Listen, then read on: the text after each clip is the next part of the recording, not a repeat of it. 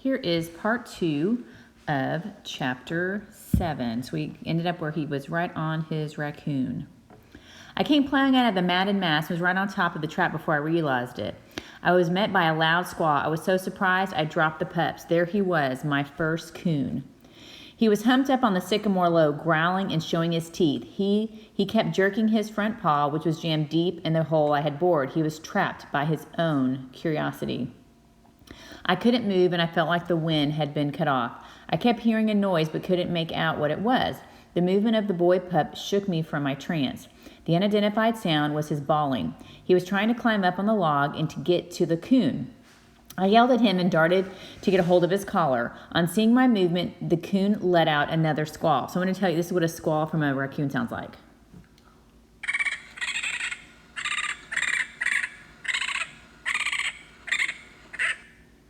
Digging his sharp claws in the bark, the boy pup made it to the top. He didn't hesitate. Straight down the sycamore tree he charged. With his teeth bared, the coon waited. When my pup was about 2 feet from him, he made a lunge. The coon just seemed to pull my pup up under his stomach and went to work with tooth and claw. The girl pup saved him. Like a cat on a corn crib, which was a good simile, she sneaked in from behind and sank her needle-sharp teeth into the coon's back. It was too much for old Ringy. He turned the boy pup loose, turned around and slapped her clear off the log. She came running to me, yelping her head off. That's an idiom. I grabbed her up in my arms and looked for the boy pup. When the coon had turned him loose, he too had fallen off the log and was trying to get back to the coon. I darted in and grabbed him by the hind leg. With a pup under each arm and running as fast as I could, I lit out for the house. Coming out of the bottoms into fresh plowed field, I set my pups down so I could get a little more speed. I started yelling as soon as I came in sight of the house. Mama came flying out with my 2 sisters right behind her. Papa was out in the barn harnessing, and Mama stopped saying something to him about a snake. He dropped the harness, jumped over the rail fronts, and in a long lope started for me. Mama reached me first. She grabbed me and shouted, "Where did it bite you?" "Bite me," I said. "Mama, I'm not bit. I've got him, Mama. I got him." "Got what?" Mama asked. "A big coon," I said. "The biggest one in the river bottoms." "He's this big, Mama. I made a circle with both my arms as big as 20-gallon keg." Mama just groaned way down deep and covered her face with her hands. Some big tears squeezed out between her fingers. Almost in a whisper, I heard her say, "Thank God. I thought you were snake bitten." My sister, seeing Mama cry, puckered up and started bawling. "He needs a whipping," the oldest one said. "That's what he needs, scaring Mama that way." Something busted loose inside me, and I cried a little too. "I didn't mean to scare Mama," I sniffed. "I just wanted everyone to know I caught a coon." Up until this time, Papa hadn't said a word. He just stood looking on. "Here now," he said. "Let's not have none of this crying." He didn't mean to scare anyone. Taking his handkerchief from his pocket, he stepped over to Mama, put his arms around her, and started drying her eyes. Mama poked her head around him and glared at me. "Billy Coleman," she shouted, "if you ever scare me like that again, I'll take a switch and wear you frazzle." This hurt my feelings. I really didn't get tuned up. "Everyone's mad at me," I said, "and I haven't done anything but catch the biggest coon on the river." Mama came over. "I'm sorry," she said. "I don't mean to be cross, but you did scare me. I thought a rattlesnake had bitten you." "Now, that's all settled," Papa said. "We better go get that coon." Looking at Mama, he said, "Why don't you and the girls go with us? I don't think it'll take long." Mama looked at me, smiled, turned to the girls. "Would you like to go?" she asked. Their only answer was a lot of squealing and jumping up and down. On the way, Mama noticed some blood on my shirt. She stopped me, looking me over. "Where did that come from?" she asked. "Did that coon bite you?"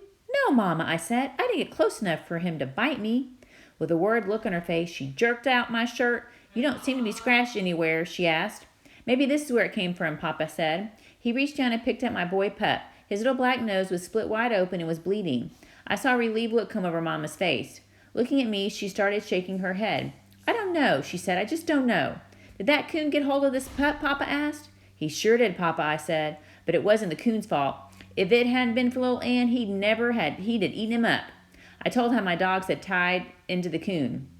Papa laughed as he fondled my pup. "The dog is going to be a coonhound," he said. "I mean a good one." The coon started squalling as soon as we came in sight. "My goodness," Mama said, "you wouldn't think anything so small could be so vicious." Papa picked up a club. "Now everybody stand back out of the way," he said. "This won't take long." My pups were wanting to get to the coon so badly that they were hard to hold. I had to squeeze them up tight and keep them from jumping out right out of my arms. My sisters, with eyes as big as blue marbles, got behind Mama and peeked around her. So what is the sentence, "my sisters with eyes as big as blue marbles"? What figurative language would that be? If you guessed simile, then you would be correct. Two things comparing using like or as. Papa whacked the coon a good one across the head. He let out a loud squall, growled and showed his teeth. He tried hard to get Papa, but the trap held him. The girls buried their faces on Mama's dress and started bawling. It means crying really hard. Mama turned her back on the fight. I heard her say, "I wish we hadn't come, poor thing." Papa whacked him again, and it was all over. It was too much for Mom and the girls. They left. I heard the tall cane rattling as they ran for the house. After the coon was killed, I walked over. Papa was trying to get the coon's paw from the trap. He couldn't do it. Taking a pair of pliers from his pocket, he said, "It's a good thing I had these along, or we would have had to cut off his foot." Ugh. After Papa had pulled the nails, he lifted the coon's paw from the hole. There, clamped firmly in it, was a bright piece of tin. In a low voice, Papa said, "Well, I'll be darned. All he had to do was open it up and he was free, but he wouldn't do it. Your grandfather was right." A sorrowful look came over Papa's face as he ran his fingers through the soft yellow hair. "Billy," he said, "I want you to take a hammer and pull those nails from every one of those traps. It's summertime now, and their fur isn't any good. Besides, I don't think this is very sportsmanlike. The coon doesn't have a chance. It's all right this time. You need this one, but from now on, I want you to catch them with your dogs. That way, there's a 50-50 chance." "I will," I said. That's what I intended to do. While we were skinning the coon, Papa asked me when I was going to start training my dogs. "I don't know," I said. "Do you think they're too young?" "No, I don't think so," he said. "I've heard the younger they are, the better it is." "Well, in that case, I'll start tomorrow." With the help of my oldest sister, we started giving my pups their first lesson. She would hold their collars while I made trails with the hide for them to follow.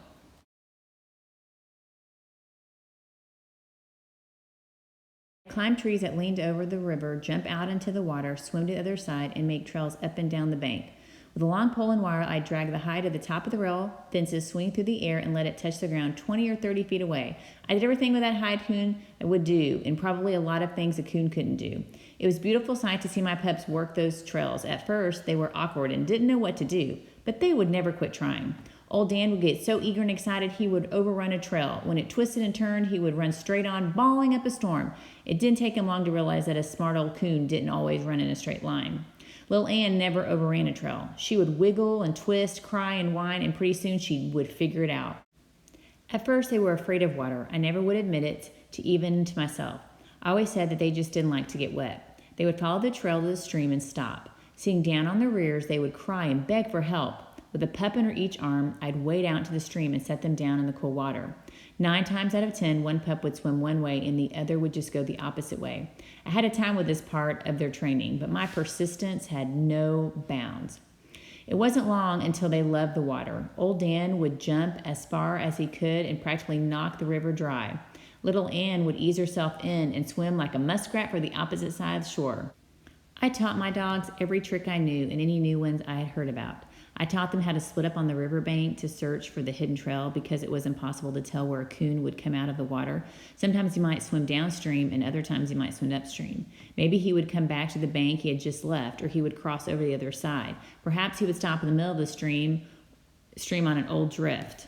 Sometimes he would come out of the water by catching the dangling limbs or leaning birch and climbing up, never touching the bank, or he could come out on the small trail he used to go on and backtrack. He would sometimes crawl up under an undetermined bank or onto an old muskrat den. One of my favorite tricks of a smart old ringtail is a tree barking trick. This he accomplished by running far up one on the side of a tree and using his stout legs for leverage, springing 20 or 30 feet away before touching the ground. Dumbhound trail up to the tree and start bawling treed. I taught my dogs to circle for a good 100 yards to be sure he was still in that tree before bawling. In order to learn more about coon hunting, I'd hang out with my grandfather's store and listen to the stories told by the coon hunters. Some of the tales I heard were long and tall, but I believed them all. I could always tell when Grandpa was kidding me by the twinkle in his eyes. He told me how a coon could climb right up in the fog and disappear into the stars, and how he could leap on a horse's back and run him over your dogs. I didn't care, for I loved to hear the tall tales. Anything that a coon hair in it, I believed completely. All through the summer and into the late fall, the training went on. Although I was worn down to a frazzle, I was a happy boy. I figured I was ready for the ringtails. Late one evening, tired and exhausted, I sat down on a big sycamore and called my dogs to me. It's all over, I said. There'll be no more lessons. I've worked hard and I've done my best. From now on, it's all up to you. Hunting season's just a few days away, and I'm going to let you rest, for I want you to be in good shape the night it opens.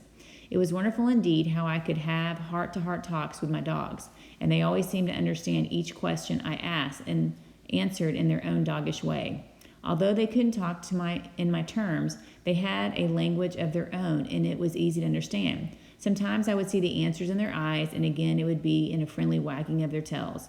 Other times I could hear the answer in a low whine or feel in the soft caress of a warm, flicking tongue. In some way, they would always answer. Okay, and that's the end of chapter 7. I want you to notice that the author is really trying to show you the special relationship that Billy has with his with Old Dan and Little Ann. Make sure you've answered all 5 questions, and you're done for the day.